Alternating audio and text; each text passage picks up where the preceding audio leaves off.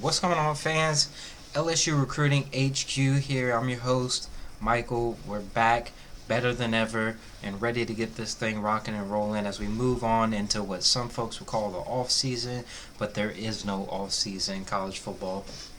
We're going to talk about all kinds of stuff today, man. We had signing day Wednesday. We're going to recap that. We're going to break down LSU's new NIL deal that has got fans super excited. Can't wait to talk about that. We got a little hoops today against Vanderbilt. LSU dropped another game this week against Ole Miss. So we might talk about that a little bit, but probably not. Let's start with signing day, man. Once again, a huge boost to this class, man. As Wednesday, you end up signing 5-star Harold Perkins out of Texas, 5-star linebacker, number 8 player in the nation. And after getting all those guys on campus this past weekend, it really started looking like he was leaning that way. Decommitted from Texas A&M, and then that really swung the door open for LSU. And man, congratulations to Brian Kelly, because him working that magic, getting that type of kid to say, I don't want to go to Texas A&M, I want to come to LSU, is absolutely huge in the grand scheme of things. This being the foundation class for Brian Kelly's roster for the future. You end up getting 5-star offensive tackle, 5-star linebacker, 5-star defensive lineman, 5-star quarterback. I mean, those are 4 positions that are must-haves in college football. If you want to be any decent in this league, in the SEC, you have to have those 4 positions covered, and having a great pass rusher in Quincy Wiggins, quarterback Walker Howard, Will Campbell, offensive tackle, and then now you add Harold Perkins to solidify that defense. And then we're not even bringing up the transfer portal guys. The kid from Oklahoma State, you get that corner position taken care of. I mean, you just look at the foundation of this next year's roster, adding the transfer guys in there. And I mean, if certain things fall away, LSU's schedule is kind of favorable next year. Obviously, you're always playing in the SEC West. So, I mean, you're always going to have that road to travel. But, the way the schedule falls this year, man, you get some home games. You get, you got an easier non-conference schedule once you get past Florida State. We'll see how they look this year. But like I said, man, this is a huge win for Brian Kelly to finish with the number 12 class ranking. That's just off high school. We're not even talking about the transfers. The transfers, I mean, we're talking about a top 10 class with ease. I mean, I think 24/7 has the new rankings out, and I think LSU's like 6th right now, which is absolutely amazing. The job Brian Kelly and his staff have done in such a little time, man. It's just really impressive. When you can take that group of high school kids and use that as your nucleus of this signing class. You get Emory Jones, you get a lockdown corner, LaTerrence Wells, you get Jordan Allen, DeMario Tolan, a linebacker. You're able to solidify those guys and get those guys to commit to you. That's huge, man. And like I said, if a couple months ago, if I would have told you LSU would finish with the number 12 class in the nation, y'all would have been laughing at me, because it wasn't looking good there for a minute. And then you add in all these transfers, and man, it just keeps getting better. So congratulations to LSU and Brian Kelly and all the foundation of hopefully what's to come with Brian Kelly. This is going to be the class we're always going to look back on. Alright, so now we're going to get into the negative stuff. We're going to talk about the guys that LSU didn't get. I personally don't like talking about the guys LSU get, but y'all want to hear about it, so we'll talk about it a little bit. You obviously hate the fact that you lose all the Louisiana guys. You lose Aaron Anderson, you lose Jacoby Matthews, you lose Shaz Preston, you lose Le'Veon Moss, Kendrick Law, Jamad Tapp, all these guys, and Trevante Citizen ended up going to Miami. So you're looking at the top 10 recruits, and you signed three of them. Three top 10 recruits in the state of Louisiana. According to 24/7, you only signed three of them. Obviously, that's not ideal, and obviously, that's not going to continue to be a trend, right? Um, Obviously, this is a transitional year with the NIL stuff, everything going on. Some schools are further behind in the NIL deal world than others. LSU got into that game late, and I think that's why you see a lot of these guys leaving the state. A lot of these guys were at one point committed to LSU or heavy leans to LSU, which guys don't usually put in crystal balls for no reason. They have some type of information where they make that prediction public. So most of these guys are LSU leans or LSU commits at one point, and then you add in the coaching change, the lack of NIL deals going on. This is the problem with Elias Ricks transferring to Alabama. Same kind of thing. Jacoby Matthews wanted to come to LSU. There's no reason he shouldn't have been to LSU, but LSU just got into the NIL game late, and that junk that Jimbo was spitting out the other day about NIL deal, and these kids just love A&M. Yeah, that's horse crap. Everybody knows it's horse crap. You've got coaches coming out and just saying it out loud now, so I'm not sure why Texas A&M is the only school that's denying that's a thing now. It's not illegal, so I'm not sure why you're not just saying that's what it is. And more power to you. You went a whole. Jimbo's been there for how long now and never signed a 5-star, and then you get 7 in one class, and you just expect us to believe that they bought into this A&M. Your last second field goal against Alabama turned into an 8-4 record, and that's what really drew the kids in.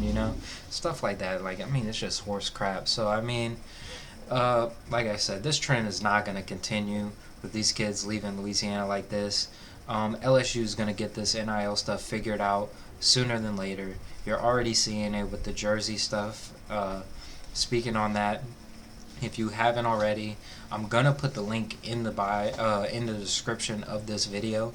But if you haven't seen yet, LSU gets a huge deal with Fanatics, and then the way it works is every kid that buys into the program that they've set up gets a partial earning from their jersey sales. So now on Fanatics, you can go and you can get a Jack Best jersey, you can get a Mason Smith jersey, you can get any player that is in the system for LSU and that is invested into the program. Obviously, if they don't want their jersey sold, they don't have to have their jersey sold.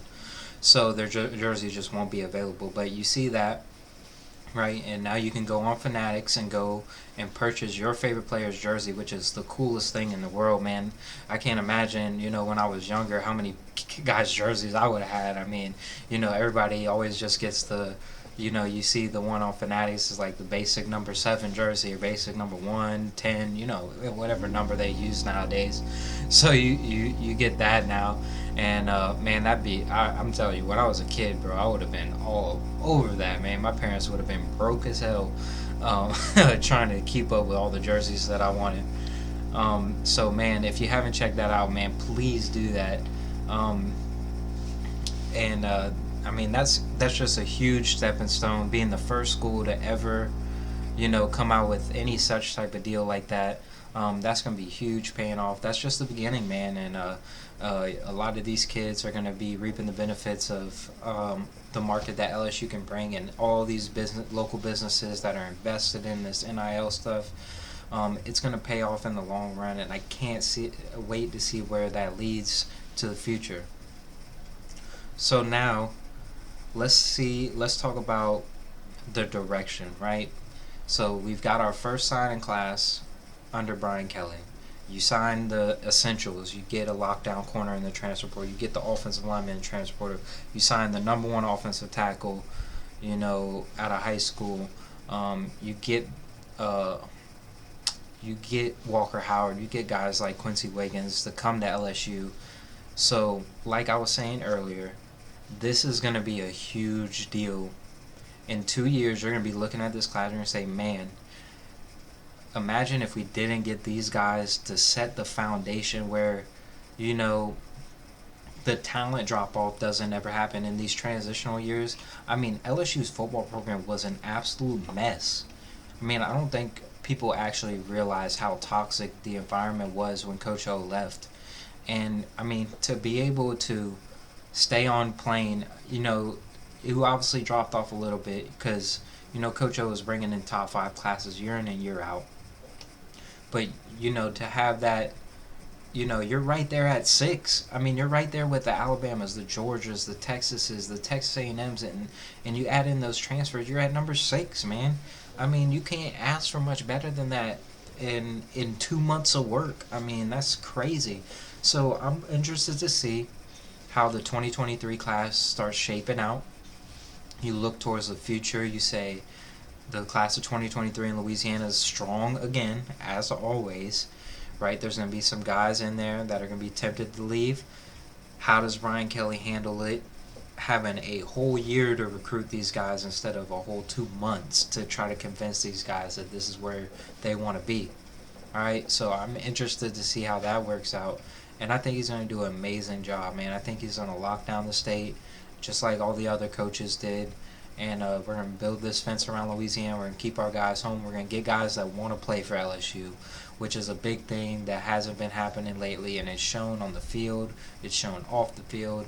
It's shown in the transfer portal. It shows everywhere. You get guys that want to bleed purple and gold. And it might not lead to the amount of wins that you expect at the beginning, but as you slowly build this program up and get it to where it needs to be, you're going to look back and say that's the reason why LSU is what they are today. And there's a reason why the last three coaches won national championships. This is the place coaches want to come. This is a place where talented players want to come. The environment at LSU is unmatched by any football program. The fans are amazing. The atmosphere on game days is amazing. There's no real reason that kids shouldn't want to come to LSU, and I think Brian Kelly's just going to continue doing that, and you finally have a competent football coach to go along with all of those benefits of LSU, and I think it's going to be scary to see in the next couple of years, man. I'm really looking forward to this upcoming season to see how the turnaround comes. Obviously, expectations aren't crazy high right now because it's almost one of those things now after Coach O the last couple of years. You almost have to see it to believe it. You can't just go off of what my man says. So I'm looking forward to seeing that. And I'm looking forward to getting back with you guys, hearing what you guys think about it. Let me know in the comments. Let me know what you guys think about the signing day this week. I will talk to you guys soon. We'll be making another video upcoming this week, previewing baseball. Can't wait for that to start in a couple weeks. And then we'll be rocking and rolling right onto the summer and then right back into football season, man, and I can't wait. So if you guys haven't already, please like, please subscribe.